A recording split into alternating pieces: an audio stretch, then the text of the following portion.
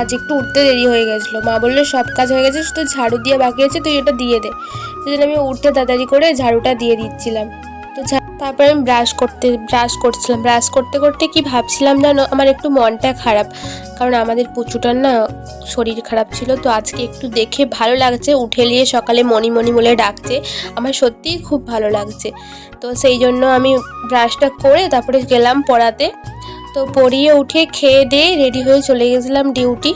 তো বাসে এত ভিড় না, সত্যি কথা বলতে আর বলার নেই। তো ফেরার পথে আমার একটা মনে হলো, দেখো এপাশে যে রাস্তাটা যাচ্ছে এটাতে মেদিনীপুর যাওয়া হয়, আর এপাশের ডান দিকের রাস্তাটা তো হচ্ছে তোমার খড়গপুর যাওয়া হয়, সোজাটা যেটা সেটা তোমার হচ্ছে চন্দ্রকোনা রোড যাওয়া হয়। মানে আমার এই জায়গাটা সত্যি খুব ভালো লাগে, 3 রাস্তার মোড় বলা হয় এটাকে।